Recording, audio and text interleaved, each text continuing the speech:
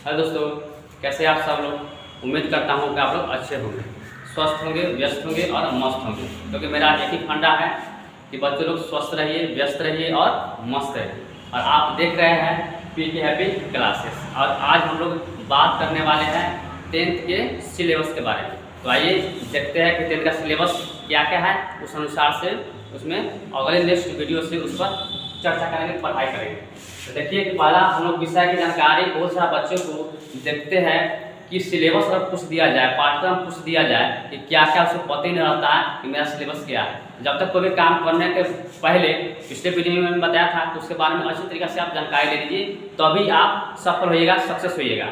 तो आप 10th की तैयारी करें, किसी भी चीज़ का तैयारी करते हैं उसके सबसे पहले दिन होता है कि आप सिलेबस की जानकारी लीजिए कि हमको क्या क्या पढ़ना है। तो आइए देखते हैं कि 10th का सिलेबस क्या क्या है। तो सभी आदमी जानते हैं कि 10th के सिलेबस के लिए सिलेबस देखिए, तो पहले तो हम लोग गणित के बारे में सभी जानते हैं कि बचपन से हम लोग मैथ पढ़ते आ रहे हैं। तो गणित पहला क्या है, गणित। उसके बाद विज्ञान, मैथ और साइंस आदमी हमेशा पढ़ते रहता है। इस पर आदमी को बहुत ज़्यादा जोर आता है। और गार्जियन लोग भी बचपन से ही बच्चों को कहते हैं कि साइंस पर, मैथ पर खूब ध्यान दो, इंग्लिश पर भी ध्यान दो। लेकिन इसके अलावा अन्य विषय जो है उस पर भी हम लोग चर्चा करेंगे, उसकी विशेषताएं क्या है। तो गणित हो गया, सभी जानते हैं। विज्ञान यानी साइंस। तो विज्ञान में जब 10th में जब जाइएगा तो 3 भाग में बढ़ जाता है, फिजिक्स, केमिस्ट्री, बायो। इसमें 3 भाग हो गया। तो फिजिक्स को भौतिकी बोलते हैं हिंदी में, भौतिकी, और रसायन शास्त्र, रसायन शास्त्र, ठीक है। और दूसरा क्या है, जीव विज्ञान है, जीव विज्ञान, ठीक है। चलिए, साइंस हो गया। और सामाजिक विज्ञान देखते हैं। सामाजिक विज्ञान यानी सोशल साइंस, सामाजिक विज्ञान इक्का भाग में बट गया है, 4 भाग में। तो कौन कौन है, हिस्ट्री है यानी इतिहास। दूसरा क्या है, ज्योग्राफी यानी भूगोल। तीसरा क्या है, राजनीतिक शास्त्र यानी पॉलिटी, राजनीतिक शास्त्र। और लास्ट क्या है, इकोनॉमिक्स यानी अर्थशास्त्र, अर्थशास्त्र।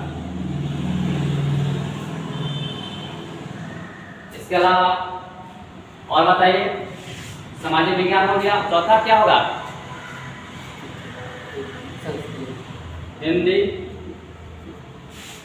हिंदी भी 2 भाग में बढ़ गया है क्या 10th में, एक गोदलू है और वर्णिका है। चलिए, हिंदी हो गया। उसका संस्कृत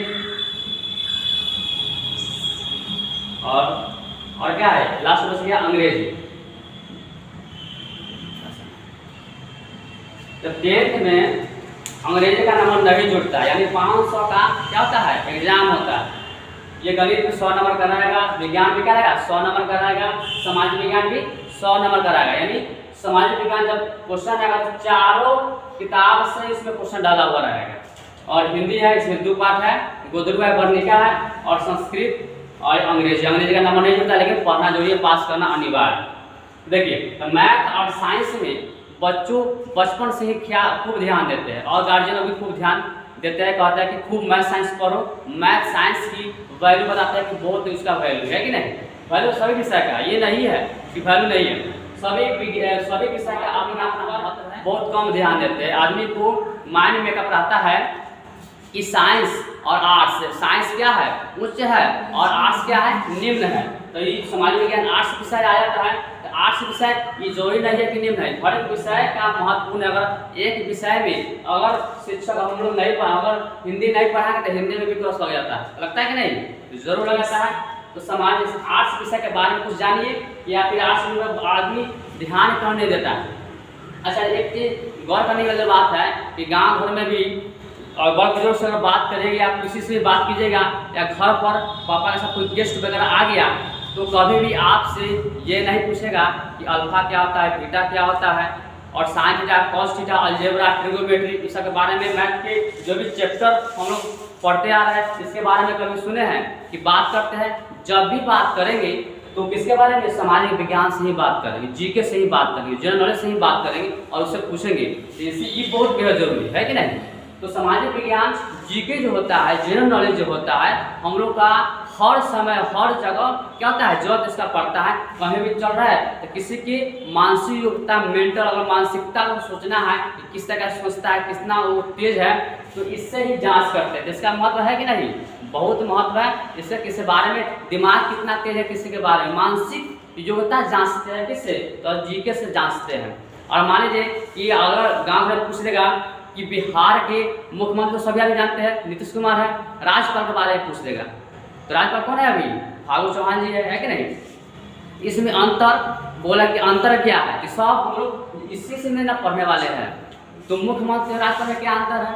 तो हम लोग यहाँ पर सिलेबस के अनुसार क्या करेंगे कि किताबी लैंग्वेज नहीं, अपना लैंग्वेज, एक क्षेत्रीय लैंग्वेज हम लोग देने वाले हैं। क्षेत्रीय लैंग्वेज जब तक समझिएगा खूब समझ में आएगा। आप किताबी लैंग्वेज समझ में आदमी को बहुत कम आता है, अभी नहीं करता बच्चों लोग को। तो हम लोग क्या करेंगे, उसे क्षेत्रीय लैंग्वेज देंगे, अपना भाषा देंगे, जिससे बेहतर से बेहतर समझ में आए। आइए टॉपिक पर चर्चा करते हैं कि एक टॉपिक था कि मुख्यमंत्री और राज्यपाल में क्या अंतर है। तो इसको अपना घर से कैसे जोड़ते हैं, अपना क्षेत्रीय लैंग्वेज से कैसे हम लोग जोड़ते हैं, आइए इस पर बात करते हैं। तो मुख्यमंत्री और राज्यपाल, तो मुख्यमंत्री जो होते हैं तो हमारे क्या राजभर के मालिक होते हैं और उनसे ऊपर होते हैं राज्यपाल होते हैं। तो घर में देखिए इसका एक क्षेत्रीय उदाहरण लेते हैं। हमारे घर में गार्जियन कौन होते हैं? पापा होते हैं। उनसे ऊपर कौन होते हैं? दादाजी होते हैं। लेकिन सारा काम धंधा पापा करते हैं, पैसा कमाना होता है, जो भी मैनेजमेंट का काम जितना भी होता है पापा ही करते हैं। लेकिन राय मशवरा गार्जियन के तौर पर कौन होते हैं? दादाजी होते हैं। और किसी चीज़ काम करने के लिए और बात करें तो उनका पापा क्या करते हैं? उनसे राय मशवरा लेते हैं, उनसे राय विचार लेते हैं और वो ऑर्डर देते हैं, तभी जाकर काम होता है। उसी प्रकार देश में भी अगर घर के बात जान गए तो देश के बारे में भी जान गए। तो यही लागू चीज होता है अपना राज्य पर, देश पर। तो मुख्यमंत्री वैसा होता है। मुख्यमंत्री क्या करते हैं? पूरा राजभर के मालिक होते हैं, पूरा कार्यकर्ता होते हैं, सारा काम धंधा वही करते हैं। लेकिन उनसे ऊपर होते हैं राज्यपाल। राज्यपाल होते हैं तो राज्यपाल से राय मशवरा लेते हैं। कोई भी अगर नियम पास करना उनसे सिग्नेचर जरूरी है, वैसा ही होता है। इधर राज्य की बात हो गया, अब देश पर चलते हैं। देश में वैसा ही होता है कि प्रधानमंत्री होते हैं और प्रधानमंत्री से भी ऊपर कौन होते हैं? राष्ट्रपति होते हैं। तो प्रधानमंत्री कार्यकर्ता हुए और सभी काम करते हैं, देश चलाते हैं। और कोई भी अगर नियम पारित होता है तो सबसे पहले क्या होता है? राज्यसभा होता है, लोकसभा होता है, लोकसभा में जाएगा, फिर राज्यसभा में जाएगा, फिर राष्ट्रपति के पास जाएगा। वो जब सिग्नेचर करेंगे तब जाकर बिल बनता है या नियम पारित होता है। तो अगर जब पॉलिटिकल हम पढ़ाएंगे तो उसमें संसद एक चैप्टर पढ़ना है। उसमें संसद का निर्माण कैसे हुआ है, लोकसभा, राज्यसभा और राष्ट्रपति के, इस पर चर्चा करेंगे, वो अगला टॉपिक है। तो अभी यहीं पर समझते हैं कि राष्ट्रपति क्या करते हैं? तो उनसे ऊपर है, प्रधानमंत्री से ऊपर होते हैं, यानी उनसे बिना काम नहीं चलने वाला है, गार्जियन के तौर पर है। तो घर का अगर बात जान गए तो राज्य के बारे में जान गए, देश के बारे में जान गए। तो इस तरीका से क्या करेंगे? क्षेत्रीय भाषा के अगर बच्चों को दिया जाए, समझाया जाए तो बेहतर तरीका से समझ सकता है कि नहीं? तो क्या करेंगे? इस चैनल के माध्यम से हम लोग 10 तक ऑल सब्जेक्ट की पढ़ाई किया जाएगा, तैयारी किया जाएगा। इसके अलावा कंपटीशन की भी तैयारी किया जाएगा। एक चीज़ नया सोचेगा, कंपटीशन तैयारी कैसे होगा? तो कंपटीशन का एग्जाम जितना भी अभी तक देखा गया है, तो 10th लेवल तक ही, अधिकांश 10th लेवल तक ही क्वेश्चन पूछा जाता है।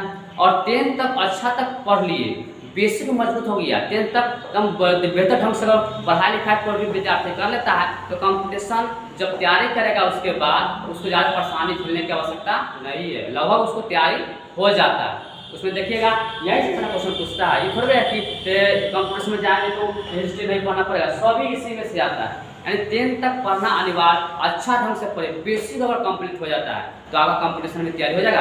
और कंपटीशन तैयारी हो जाएगा तो आपका उसी से ना नौकरी चाकरी होता है। नौकरी यानी कोई भी लक्ष्य अगर बनाए हुए होंगे तो पुलिस बनना है, दरोगा बनना है और एसपी, डीएसपी जो भी पोस्ट है, आईएएस, आईपीएस की तैयारी करना है, तो सभी चीज़ आप इसी माध्यम से जान सकते हैं। इसीलिए साइंस और सोशल साइंस में आप लोग जान गए कि आर्ट्स और साइंस में क्या महत्व है, सभी का अपना अपना जगह पर महत्वपूर्ण स्थान है। इसलिए ये मानसिकता निकाल दीजिए कि साइंस पढ़ने से हमको ये होगा वो होगा, ज़्यादा उसका वैल्यू है, और आर्ट्स विषय पढ़ने से उसका कम वैल्यू नहीं।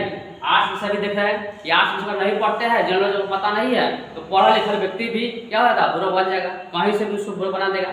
अगर घर पे कोई गेस्ट आ गया, पापा का दोस्त आ गया, तो जीके से ही क्वेश्चन डाल देगा, वो पूछ देगा, अपना जनरल नॉलेज से पूछ देगा कि भारत में कितने राज्य है, नया राज राज्य जो है हट गया है, कितना वो बच गया, वर्तमान समय में कितना है। तो पहले क्या था राज 29 होता है, अभी वर्तमान समय कितना हुआ है 28 राज्य हो गया है। तो राज्य कौन कम गया, तो जम्मू कश्मीर जो था वो पहले राज था, और फिलहाल में भी वर्तमान समय में क्या है, केंद्र शासित प्रदेश है कि नहीं। तो पहले ये सब चीज़ हम लोग सोशल साइंस से न जानकारी मिलेगा, ये सब चीज़ हम लोग पढ़ेंगे जीके से न जानकारी मिलेगा। अगर जीके नहीं पढ़ेगा तो कितना पढ़ लिख लिखिएगा, तो जहाँ जाएगा वहाँ पर आपको क्या होगा, इंसल्ट किया जाएगा, मतलब बुर्बक फील होता है। और कुछ नहीं बताएगा क्या पढ़ता है, सबसे बड़ा बात यही रहता है कि क्या पढ़ा अभी तक तुमने, यही आ जाता है कि नहीं। कोई भी आदमी जब बात कीजिएगा तो कहेगा यही सबसे पढ़ के बाद एकदम इंसल्ट टाइप का करने लगता है। इसलिए सभी विषय ध्यान से पढ़िए, और उम्मीद करता हूँ कि सफलता जरूर सफल होगा, अच्छे रिजल्ट से पास कीजिएगा। तो इस विषय में हम लोग 10th के सिलेबस के बारे में जाने, कंपटीशन के बारे में जाने कि अगर 10th तक कंप्लीट कर लेते हैं तो कंपटीशन का भी तैयारी लगभग आपको हो जाएगा। तो ये पहले पढ़ लीजिए, उसके बाद कंपटीशन का बैच चलेगा। और अगर नेक्स्ट वीडियो से क्या करेंगे, स्टार्ट हम लोग पढ़ाई के बारे में करेंगे। ठीक है, थैंक यू, मिलते हैं।